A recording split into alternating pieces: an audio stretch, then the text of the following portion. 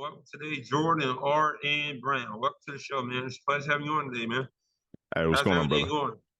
Going good, man. Going real good. Good. Crazy times right now, but when is it not really?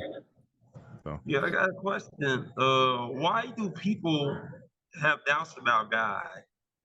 why do people have doubts about God? Whoa. Okay. Yes. We're just gonna go there. Just load it off the jump. All right, cool. Yeah, no. So I mean, there are a few reasons I think that people have doubts about God. One of them obviously is we live in a space that doesn't really give a credit to any type of creation unless we've created it. We've kind of gotten to a point where some folks really just are in what we call postmodern or even post-Christian thought, where we're able to create so many different things with technology or whatever the case may be that we just kind of beg the question, why will we need to believe in a higher power, or why will we need to believe in a savior? And then also, unfortunately, the past probably 30, 40 years, there's been a development of understanding that culturally, people are kind of questioning God just because if there is a real God and he's so good, then why does he allow all the things that he allows? And then really to kind of take it a step further, there's the kind of the conceptualization now that a lot of Christians or people who believe in God do some very, very not so godly or Christian like things. And so it's been a bit of a turnoff to a lot of culture because they don't want to be a part of a faith that would believe in a God that would think it's okay for people to do those things when in actuality, God's not okay with it. Just, we kind of got to get the memo out on that. Yeah, because why do people give in to temptations? Like the majority of relationships are based on love, but based on lust instead of love, and people don't really care about each other. They just with each other because they look good or for money reasons. Because I've been single for a while, and it's a struggle for me to get a godly woman on this earth. Yeah, no, I mean, I always say that in God, some of the best things are going to take time, or the best way to say it is, if it's something that is not for you, it means that God must have something better for you. And we just kind of have to rest in those promises. It doesn't mean that the season before it is going to be easy. As a matter of fact, 9 times out of 10, it's probably not going to be. But we just have to be okay with the fact that suffering is kind of a part of the code for Christianity. But it doesn't mean that there aren't blessings, that there isn't goodness or some other great things that come along with it. We just have to be able to keep the mindset and the heart set with the fruit of the spirit, love, joy, peace, those things that we're supposed to get that aren't emotionally attached. They are like supernatural things to kind of help us sustain to be able to get in the midst of this crazy world. But, I mean, just things like that, I feel, they do take their time, and they also help to build us up to be able to develop poise and grit and resilience so that when tough times do hit, we are able to lean on God and trust in him and not just look at our circumstances and situations and lose hope. Yeah, that's well said. Why do you think that the church is so important? Because I go to church and everything, but not everybody go to church. Like since the pandemic, there's a lot of people have steered away from the Lord. Why do you think that's the case? Why do you think people talk about the church and that pastors are, not every pastor the same? I think we need church there, the word. What's your thoughts? Well, I mean, I think it kind of hinges upon part of the answer to the last question, or just thought that we just had. We've been in a culture that really hasn't. I don't want to sound mean about it, but we just haven't had the opportunity to exercise what it means to develop that poise and that grit or get that resilience. You look in the Bible, there were so many people that were persecuted, and, they would, like James 1, James 2 says, consider it pure joy when you endure these sufferings, because they are the things that help you to mature in your faith to the point where you potentially lack nothing. You know what I'm saying? Like we haven't really taken the opportunity to exercise that part of our faith. We do the prayer, we do the worship. We like to get the feeling of the presence of God in some instances, or we like to have all of the theology and the understanding of it. But, putting it into practice is a completely different thing. And, just if I'm being honest, a lot of Christian leaders and a lot of other folks have really not taken the time to help us exercise these things, to develop all those pieces. And And I think we suffered for it. So when we went through what we did with the pandemic and everything else that went along with it, when we got to the other side of it, it was just people just got compassion fatigue and were just kind of burnt out on anything that was connected to it. And that included the church. And so some folks just really, it's going to take them a while to either come back, or to be honest with you, I understand that some of them may not want to come back. And that's where I have what I call job security, trying to convince them that, the God that we serve is a good God that did not abandon us in the middle of that, but actually helped us to strengthen our faith in the middle of it. And so, just kind of continue to keep that conversation on the table in hopes that one day they'll make the decision and decide to come back and give it a try again. Yeah, because he gave his only son for us, and we supposed to give him credit. Like I acknowledge him, like I got my faults and my sins and everything, but I just don't like how people don't acknowledge him or give him the credit. It's like he the reason you got anything in your life. All the success you ever like is all because of him, not because of you. Oh, indeed, 100%. That's the one thing that we need to acknowledge above everything else. And I think if people did that, then we would probably have a different conversation, and we probably have a different mindset. Because if I recognize at all times that Jesus Christ died on the cross for my sins, which makes him my savior, and knowing that if he didn't do that, that I'm probably not living today, then I should be able to also accept the fact that after that, he was born. I mean, he was raised again from the dead, and now he sits at the right hand of his dad, and that gives him lordship. And so, we don't have a problem with him being our savior, but a lot of people have a problem with him being their Lord, and we don't want to submit to somebody. But I mean, why not submit to at least the person that saved your life for good? It's just, I think that puts a different spin on things. And there's still grace and mercy, because we're going to mess up. We're human.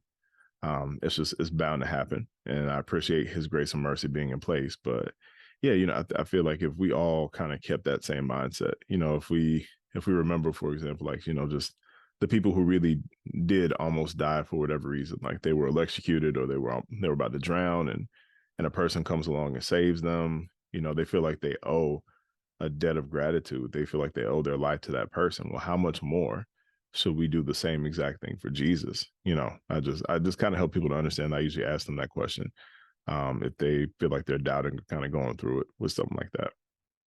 No, yeah, I said a lot. I heard that 40% of young people only go to church. A lot of young people don't even go to church no more because the parent not pushing them.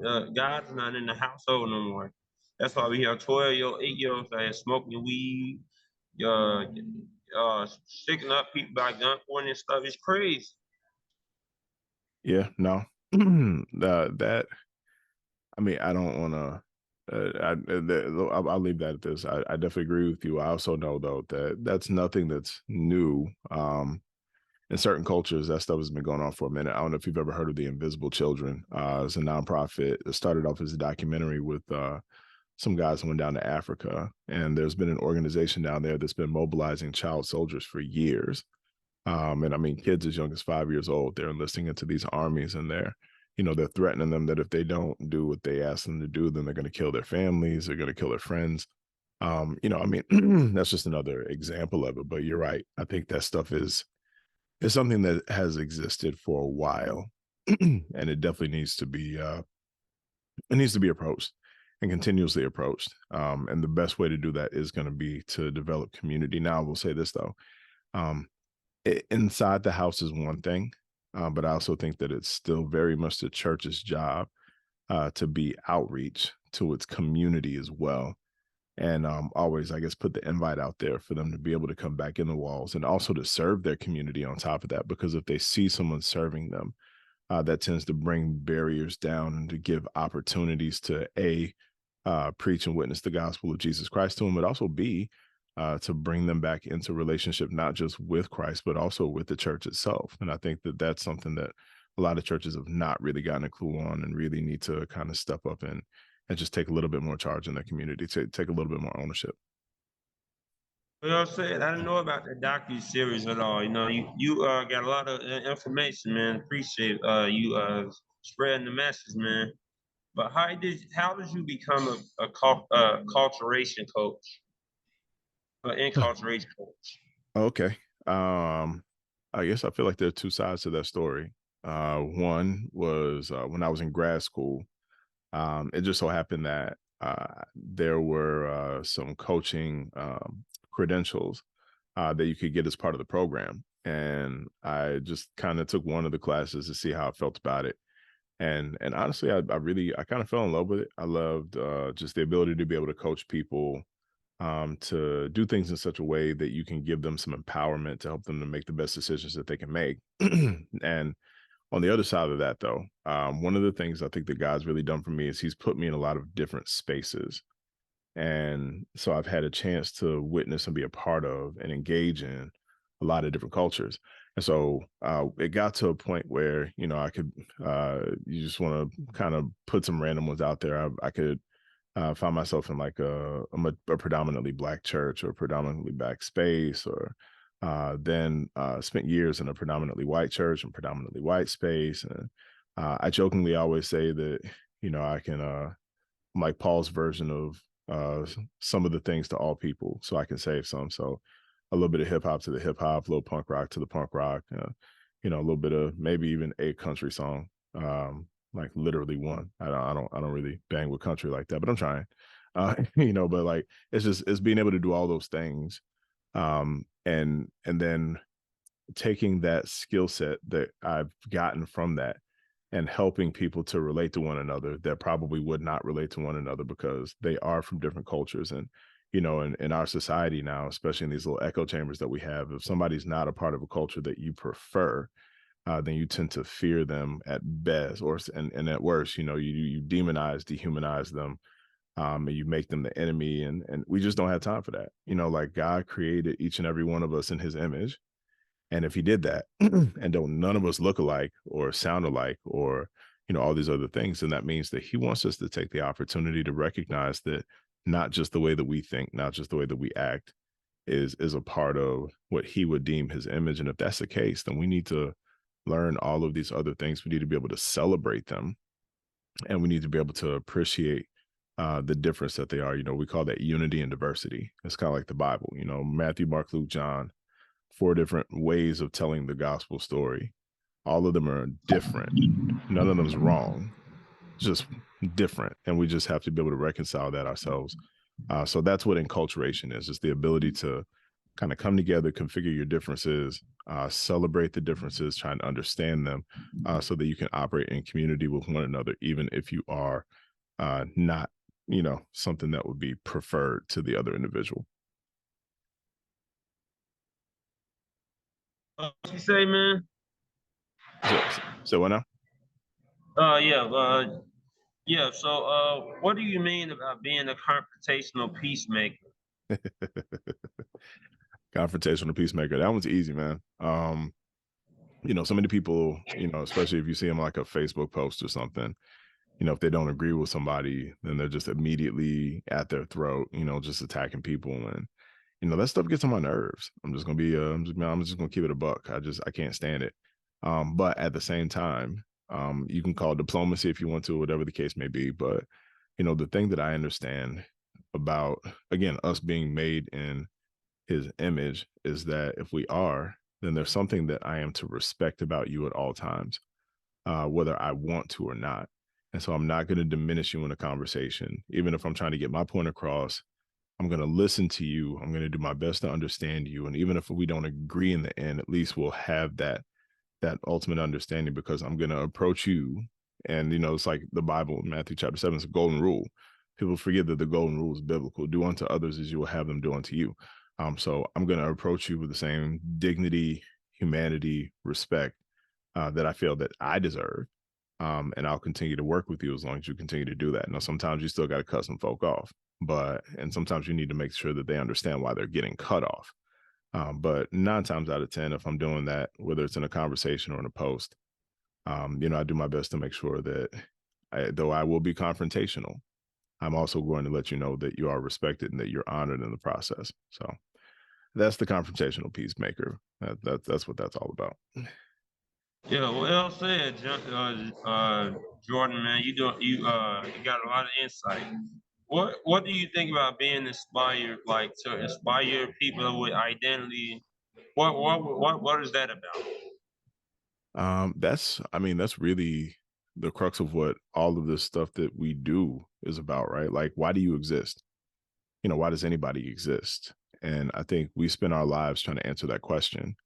And that question is answered in the form of, in the shape of what we would call identity. And if you think that you're just here to do a job or you're here to do this, that, and the other, I think you're missing the point.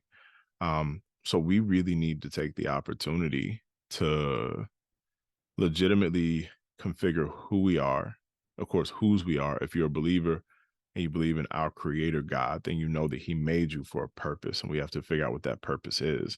And we have to figure out what it is that we need to do and do our best to operate in it. So many folks are miserable, sad, angry, frustrated, anxious, depressed, because they don't feel like they have their purpose in life. And it's because they've seen what our society says is the best thing to do. Like your purpose in life is to get money, or your purpose in life is to, have this kind of job, or your purpose in life is to have this kind of girl or guy, or this, all those pieces. And then you get those things and you're still empty. Well, why is that? Well, it's because you didn't really go after what your actual purpose is. You just went after what somebody said is cool. So I feel like one of the main things that we must do before we do anything else really is figure out who we are, who we're created to be, what our purpose is, what our passions are. And we need to pursue those, because if we do that, even if we are frustrated, even if we've got knocked down a peg or we find ourselves behind the 8 ball on certain things, like we still have life, you know what I'm saying? We still have the energy to go out there every single day and still do the thing that we love doing, because we know that we love doing it. And for no other reason do we do it, So hopefully that helps. Because sin keep us from every relationship with God. That's the biggest key. You can't divorce your life of God. You need the Lord in your life because He gonna be the light that you need and everything. He gonna provide everything for you. Satan is that's the enemy. He got to deceive you and tell you what you want to hear and everything. And then he just trying to get your soul. Because a Right. lot of people saying we're going to hell on earth today. Why are people afraid? Well, yeah, they're for well, I said a lot of people on earth they don't care about going to hell no more because they're gonna live their life regardless. We could Yeah. pray for people, but they're gonna do what they own. They're gonna do what they want to do. Yeah, nah, I think you're unfortunate. I don't think that it's not that they're afraid. I think that the representation in our society is that there really isn't a hell, or if it is, we might as well be living in it the way things are going. And so it's more so the understanding of a lack of hope. I think, like, if they don't feel no hope, then they just kind of don't care. And so we need to do everything we can to make sure that hope is still an establishment that people can get a hold of, because if they can do that, if they can see the hope, then it makes them to push just a little bit more, hopefully, just to go a little bit farther. So, Yeah. So, what do you think about faith and culture? I feel like faith and culture are two things that people try their best to keep separate, but have continued to run together, run upside each other over and over again. And at some point, we need to realize how to be able to navigate in both, because so many people secularize culture. And so they want culture to have nothing to do with faith. But, if you read, even if you read in the Bible, like, you see over and over again how much the culture was impacted by faith. And then subsequently, how much faith was impacted by the culture. Like, if you think about in Israel in the Old Testament, like, all those kings ran up against a lot of pagan stuff, and they were supposed to be worshiping God. And then all of a sudden they would bring out Asherah poles or all these other things, and they would start worshiping other gods. That's culture permeating faith. And likewise, the script gets flipped when Jesus comes. He is faith permeating culture, even permeating the culture that was already permeating the faith. Because remember that the Pharisees hated Jesus, but they also knew that Jesus was potentially the savior, which is why they did everything they could to stop him, because he was stopping the way that their cultural norms were working. So I think we need to take the opportunity to just own up to the fact that faith and culture, they run side by side, and we've got to figure out a way to make sure that they work best together. And the best way to do that is to figure out how we can make sure faith permeates culture as best as possible, and not the other way around. Because that's what gets me upset. What gets me upset when people say it's all these guys and it's only one guy. It's not all these guys and everything. It's like, I'm not trying to be funny, but people be worshiping like Chick-fil-A, Walgreens. It's like that's material garbage that don't matter at the end of the day. Why do you worship this stuff? That's gonna lead you down a dark road anyway. You gotta be the light and see the light. People need to get out of the darkness and come to the light and see things for what it is. Yep, absolutely, 100%. And I think that's a really big part of why I guess we do what we do, right? Like that's kind of how this works. You've got to have relationship with people. You got to be able to show them certain things. You got to be able to speak that into them. That's why the Bible says speak life. And just help them to see it. And eventually, you let the Spirit do His work, and the Spirit is the one who takes care of it in the end. So, but we still got a part to play. So we got to make sure we play that part as best as possible. Agreed. Well, thank you, Jordan, for coming on today, man. And I would love to go on your podcast, and maybe I'll have you on my channel again, man. Okay, man. Absolute, bro. Yeah, maybe we can make something happen. I know my podcast is taking a nap right now, but hopefully it'll be back soon. So, You but like I it got you got to wake it up, right? You got to wake up your podcast. You got yeah, to say, man. wake up, man. Indeed.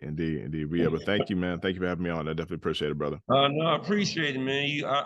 Anytime talking about the Lord is always a good thing. Spreading the good word of the gospel. Absolutely, We 100%. need to have more conversations like this in America and the world today, and then we'll get somewhere. Communication. Yep, absolutely. And we got to have uncomfortable conversations, Confrontational conversations. Yeah. But Absolutely, all man. right, thank you, man. All right, good Thank you. brother. All right, now.